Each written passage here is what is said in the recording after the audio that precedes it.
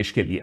दूसरी चीज जिसकी हम पुष्टि करना चाहेंगे वो ये है कि इस नाजुक हालत में धर्म के नाम पर दलाली करने वाले जो लोग हैं वो बांग्लादेश की हालत को और खराब दिखाने की कोशिश कर रहे हैं, 2 रुपए कमाने की कोशिश कर रहे हैं। और आपने भी सोचा कि सोशल मीडिया पर ये सारी चीजें, ये जो फ्रॉडस्टर्स दिखा रहे हैं वो सच ही होगा। जैसे कि चिटगांग में खुले आम दुकान, ये जो लुट रहा था, जो हमने बिगिनिंग में दिखाया था, वो एक्चुअली एक हिंदू इंसान का दुकान नहीं है, बल्कि सलमान फजुर रहमान की है, जिसे शेख हसीना का करीबी माना जाता है सालों से।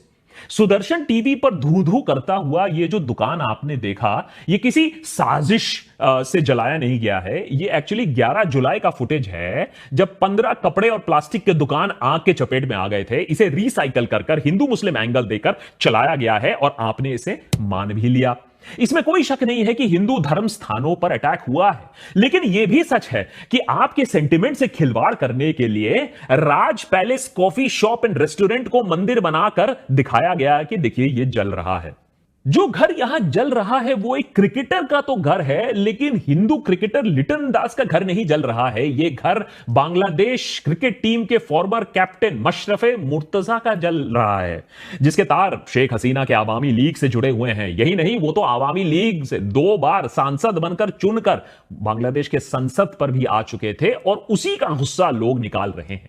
इस तरीके से निकालना तो जरूर नहीं चाहिए, लेकिन ये एक हिंदू क्रिकेटर का घर नहीं जल रहा है। लेकिन सबसे घटिया और दर्दनाक फेक न्यूज जो फैलाया गया है वो हमारे देश से ही फैलाया गया है, जाने माने फेक न्यूज स्प्रेडर से फैलाया गया है, जो धर्म के नाम पर धंधा करते हैं। जैसे ये वाली खबर, हिंदू महिला का जो अपहरण हो रहा है, यह अपहरण बांग्लादेश वायलेंस से कुछ लेना देना नहीं है। एक ड्रग एडिक्ट पति जो अपनी पति का अपहरण करवा रहा है, उसके दृश्य हैं और यह 6 महीने पुराना इंसिडेंट है। हिंदू महिलाओं का जो मास रेप का क्लिप है जो वायरल हुआ है, वो और भी शर्मनाक है, क्योंकि गूगल रिवर्स सर्च से पता चलता है ये क्लिप 2021 का है। और उससे भी शर्म की बात है कि ये बेंगलुरु का क्लिप है। और ये जो पूरे हिंदू फैमिली को मार डालने वाली जो बात है, ये इंसिडेंट हुआ तो पिछले महीने, और पूरे फैमिली को जो मारा गया वो फैमिली पूरी की पूरी एक मुसलमान फैमिली थी। जो खबर मौलवी बाजार डिस्ट्रिक्ट बांग्लादेश से आई है वो खबर एकदम रीसेंट है।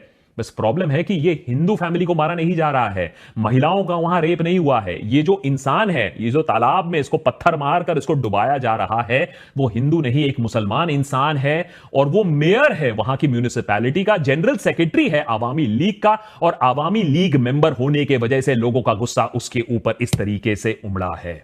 ऐसे न जाने आपको कितने और क्लिप्स मिल जाएंगे। जैसे ये एक औरत जिसका मुंह टेप्ड है, हाथ बंधे हुए हैं, जिसे मारने की तैयारी की जा रही है अकॉर्डिंग टू न्यूज, लेकिन ये औरत खुद ही अपना मुंह टेप करके यूनिवर्सिटी प्रोटेस्ट कर रही थी। इस तरीके के क्लिप्स को लेकर रिसाइकल करके आपके इमोशंस के साथ खेला जा रहा है।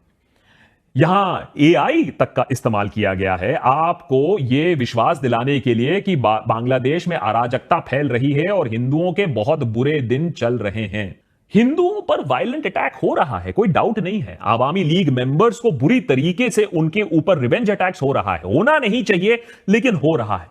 लेकिन उससे भी बुरी बात यह है कि हमारे देश में ये जो डिजिटल टेररिस्ट हैं, जिन्होंने इस वायलेंस को एक अलग लेवल पर दर्शाने का एक डिसीजन लिया है, वो अल्टीमेटली बांग्लादेश में हिंदुओं के लिए सबसे बड़ा खतरा बनेंगे। क्योंकि अगर सच में जेनोसाइड और मास रेप हो रहा होता तो आपको लगता है कि मोदी, शाह और जयशंकर हाथ पर हाथ धरे बैठे रहते? अरे और कुछ नहीं तो ये उनके लिए पॉलिटिकल सुइसाइड होता। लेकिन देखिए, जयशंकर ने अपने स्पीच में जो पार्लियामेंट में दिया, वहां सिर्फ माइनॉरिटीज की सुरक्षा की बात की। मोदी ने प्रोफेसर यूनिस को जो अपना संदेश दिया, वहां जेनोसाइड, किलिंग, मास रेप की कोई बात नहीं की। क्यों?